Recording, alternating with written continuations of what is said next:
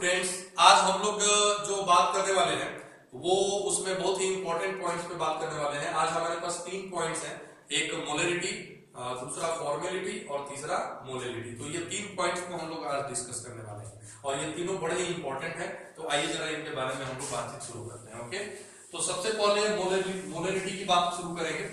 तो मोलरिटी क्या होता है आइए देखते हैं।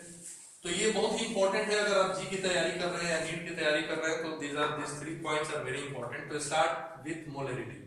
तो मोलरिटी को हम लोग कैसे डिफाइन करते हैं, तो आइए देखते हैं। बड़ा सिंपल है। सबसे पहले हम लोग इसमें मोल्स ऑफ सोल्यूट कैलकुलेट करते हैं कि सोल्यूट के कितने मोल्स हैं, and divided by the volume of the solution, divided by the volume of the solution. और ये ध्यान रखिएगा कि जो वॉल्यूम है वो लीटर में होना चाहिए। ये ध्यान रखिएगा, ये बहुत ही फिक्स्ड पॉइंट है कि लीटर में होना चाहिए। तो अब ऑटोमेटिकली अगर आप इसके यूनिट की बात करेंगे तो वो हो जाएगा मोल्स।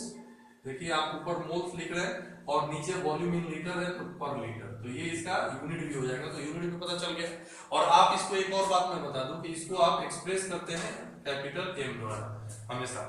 तो ये ध्यान रखिएगा, this is the formula for molarity. तो मोलरिटी आई थिंक क्लियर हो गया होगा। अच्छा, मोलरिटी को आप डिफाइन करना चाहें तो डिफाइन कर सकते हैं ऐसे। Molarity is the moles of solute है ना प्रेजेंट पर लीटर ऑफ द सॉल्यूशन, पर लीटर ऑफ द सॉल्यूशन। इस तरह से आप इसको डिफाइन कर सकते हैं। अब एक छोटा सा एग्जांपल लेकर के आपको समझाने की मैं कोशिश करता हूं। सपोज आपके पास कोई एक सॉल्यूशन है, एक्वस सॉल्यूशन है NaOH का, चाहे किसी भी और आप कंपाउंड का ले सकते हैं। तो सपोज एक एक्वस सॉल्यूशन है जिसका हमारे पास 500 मिलीलीटर है, 500 मिलीलीटर ऑफ द सॉल्यूशन, और इसमें 4 ग्राम ऑफ NaOH मान लीजिए कि हमारे पास प्रेजेंट है। तो 4 ग्राम ऑफ NaOH है इन 500 मिलीलीटर ऑफ द सॉल्यूशन, और आपको इस सॉल्यूशन की मोलरिटी निकालनी है, मोलरिटी कैलकुलेट करना है। तो कैसे करेंगे, तो आइए जरा देखते हैं मोलरिटी क्या होगी। तो मोलरिटी के लिए मैंने सबसे पहले क्या बताया था कि मोल्स ऑफ सॉल्यूट पता करना होगा। तो मोल्स ऑफ सॉल्यूट पता कीजिए। तो मोल्स ऑफ सॉल्यूट क्या हो जाएगा, तो आपको 4 ग्राम NaOH है तो 4 divided by molecular mass of NaOH, और मोलिक्यूलर मास ऑफ NaOH क्या हो जाएगा, तो इसको हम लोग कैलकुलेट कर लेते हैं। यहाँ पे इसका एटॉमिक वेट होता है 23, इसका 16, इसका 1, यानी टोटल हो जाएगा 40। तो 40 ग्राम से जब हम डिवाइड कर देंगे तो ये मोल्स में कन्वर्ट हो जाएगा और ये हो जाएगा 1/10 मोल्स। तो 1/10 मोल्स यहाँ पे प्रेजेंट है किसका, सोल्यूट का, इन 500 मिलीलीटर ऑफ द सॉल्यूशन। और आपको मोलरिटी निकालनी है। तो आइए देखते हैं कैसे मोलरिटी कैलकुलेट करेंगे। तो बड़ा सिंपल है। मोलरिटी के लिए मोल्स ऑफ सोल्यूट जो कि 1/10 है, और बाकी वॉल्यूम ऑफ द सॉल्यूशन। तो वॉल्यूम ऑफ द सॉल्यूशन वैसे तो 500 मिलीलीटर है, लेकिन आपको पता है कि हमको इसको लीटर में कन्वर्ट करना है, तो इसके लिए आपको 1000 से डिवाइड करना होगा। तो फाइनली ये क्या हो जाएगा, तो आप देख लीजिए, इसको कटा सकते हैं 2 बार में, और फिर ये हो जाएगा 1/10 मल्टीप्लाइड बाय 2। तो ये हो जाएगा आपको 1/20 which will be equal to 0.05। Okay, तो this will be the molarity of the solution. तो आई थिंक ये क्लियर हो गया होगा। मोलरिटी में एक और बात है, एक और टाइप का क्वेश्चन आता है जिसमें आप ध्यान रखिएगा मोलरिटी में, कि जैसे क्या होता है कि आप वॉल्यूम चेंज करेंगे मोलरिटी चेंज होती है। तो ये एक आपके पास इंपॉर्टेंट रिजल्ट है जो कि आप की में करके लिख सकते हैं। तो पहला है कि अगर किसी एक सॉल्यूशन का मोलरिटी M1 है और उसका वॉल्यूम V1 है, और उसका वॉल्यूम अगर चेंज करते हैं V2, तो फिर उसकी मोलरिटी भी चेंज हो जाती है M2। तो ये हमारे पास एक बहुत इंपॉर्टेंट और बहुत ही यूजफुल फॉर्मूला है, M1V1 is equal to M2V2। अच्छा, दूसरा है कि अगर मान लीजिए कि आपके पास 2 सॉल्यूशंस हैं, दोनों की मोलरिटी आपको पता है, दोनों का वॉल्यूम पता है, और दोनों को मिक्स करके एक थर्ड सॉल्यूशन आप तैयार करते हैं, तो फिर फाइनल जो सॉल्यूशन है या रिजल्टिंग जो सॉल्यूशन है उसकी मोलरिटी आप कैसे कैलकुलेट करेंगे। तो उसके लिए मैं फॉर्मूला बता देता हूँ। M1V1 plus M2V2 is equal to M3 into V1 plus V2। तो यहाँ पर क्या सिचुएशन है कि हमारे पास एक सॉल्यूशन है जिसका V1 लीटर हमारे पास है और उसकी मोलरिटी M1 है, एक दूसरा सॉल्यूशन है जिसका V2 लीटर हमारे पास है जिसकी मोलरिटी M2 है। जब हम दोनों को मिक्स कर रहे हैं तो मिक्स करने के बाद से जब तीसरा सॉल्यूशन बन रहा है उसका मोलरिटी M3 होगा। तो आप इस फॉर्मूला के थ्रू तीसरा जो सॉल्यूशन बन रहा है, रिजल्टिंग सॉल्यूशन जो बन रहा है, उसका मोलरिटी कैलकुलेट कर सकते हैं। तो ये आपको मैंने बता दिया अबाउट मोलरिटी। आई थिंक ये क्लियर हो गया होगा। इसका क्वेश्चंस बनाइए आप टेक्स्ट बुक से, सबसे पहले टेक्स्ट बुक से बनाइए, एंड देन फिर आपके पास जो भी साइड बुक्स वगैरह अवेलेबल है उससे आप सॉल्व कीजिए। अब आइए बात करते हैं इसके आगे की। तो अगर मोलरिटी आपको क्लियर हो गया तो इसके बाद जो दूसरा है फॉर्मेलिटी, वो भी क्लियर हो जाएगा, because formality is similar to molarity. Okay, तो आइए हम बात करते हैं इसके बारे में कि फॉर्मेलिटी क्या होता है, how can we define formality of a solution.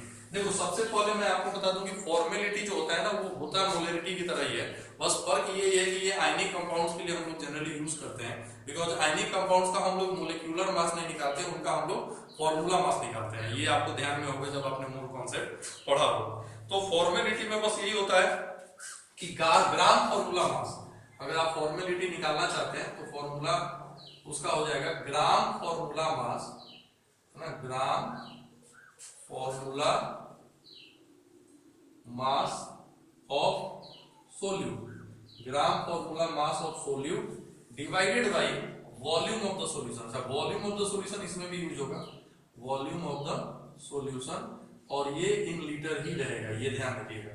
तो सिमिलर फॉर्मूला है, तो इसमें मुझे कुछ खास एक्सप्लेन करने की जरूरत नहीं है, ये आई थिंक कि आप लोग इजीली समझ गए होंगे। अब आइए तीसरे और आखिरी पॉइंट की तरफ चलते हैं जो कि काफी इंपॉर्टेंट है, और वो है मोलेलिटी। मोलेलिटी की अगर हम बात करें तो मोलेलिटी को हम कैसे डिफाइन करते हैं, तो इसमें भी सोल्यूट के मोल्स का यूज करते हैं, मोल्स ऑफ सोल्यूट इसमें भी होगा, moles of solute divided by mass of solvent. ये ध्यान रखिएगा, मास ऑफ सॉल्वेंट। ये बहुत सारे स्टूडेंट्स को डाउट हो जाता है, यहाँ पे मास ऑफ सॉल्यूशन नहीं यूज करना है, यहाँ पे मास ऑफ सॉल्वेंट यूज करना है, और वो भी किसमें यूज करना है, तो केजी में यूज करना है। तो ये ध्यान रखिएगा। तो अब यहाँ पे तो आपको क्लियर हो गया। अब इसको हम डिनोट कैसे करते हैं, तो इसको डिनोट करते हैं स्मॉल एन के द्वारा, पॉली को। दूसरा ये है कि अगर आप यूनिट की बात करें तो यहाँ पे मोल्स हो जाएगा ऊपर और नीचे हो जाएगा पर केजी, लेकिन ये ध्यान रखिएगा कि ये क्या है, सॉल्वेंट का मास है। अब आइए आगे बढ़ते हैं। मोलेलिटी की अगर हम बात करें तो मोलेलिटी में क्या होता है कि जैसे हम ध्यान रखें अगर, तो इसमें जो मास है वो यूज हो रहा है, और जो मोलेलिटी की हम बात करें उसमें क्या यूज हो रहा है, तो उसमें वॉल्यूम यूज हो रहा है। तो मोलेलिटी और मोलेलिटी में एक बेसिक डिफरेंस है कि इसमें मास का यूज होता है, उसमें वॉल्यूम ऑफ द सॉल्यूशन का यूज होता है, एक ये डिफरेंस है। और दूसरी बात अगर हम बताएं तो ये जो मोलेरिटी जो है वो टेम्परेचर के वजह से उस पर फर्क पड़ता है। ओके, मोलेरिटी जो है it changes, molarity changes with temperature. ये बहुत इंपॉर्टेंट पॉइंट मैं बता रहा हूं, अगर आपको कभी क्वेश्चन आ जाए कि मोलेरिटी और मोलेलिटी में डिफरेंस क्या है, तो changes with temperature, changes with T. क्यों? क्योंकि आपको पता है, इसको मैं की में लिख देता हूं, तो मोलेरिटी चेंजेज विथ टेम्परेचर। क्यों? इसलिए क्योंकि ये वॉल्यूम पे डिपेंड करता है, और टेम्परेचर के थ्रू हम लोग वॉल्यूम को चेंज कर सकते हैं। बट अगर हम मोलेलिटी की बात करें तो ये टेम्परेचर की वजह से चेंज नहीं हो सकता है। क्यों नहीं हो सकता है? बिकॉज ये मास पे डिपेंड करता है, और मास जो है वो टेम्परेचर की वजह से चेंज नहीं होता है, बिकॉज वो फिक्स होता है। तो ये ध्यान रखिएगा कि मोलेलिटी और मोलेलिटी में ये डिफरेंस है कि वो वॉल्यूम पे डिपेंड करता है और ये मास पे डिपेंड करता है। ये टेम्परेचर के साथ चेंज होता है, वो टेम्परेचर के साथ चेंज नहीं होता है। तो आज की ये जो तीनों पॉइंट्स थे आई थिंक ये क्लियर हो गए होंगे। अगर इसमें कोई डाउट है तो आप जरूर मुझे बताइए, मैं आपको डीडीबी डाल करके आपके डाउट्स को दूर करूंगा। और उसके बाद फिर हम लोग आगे की बात करेंगे। In the next video we are going to discuss normality, जो कि बहुत इंपॉर्टेंट है। तो आई थिंक आज के लिए इतना ही। Thanks a lot.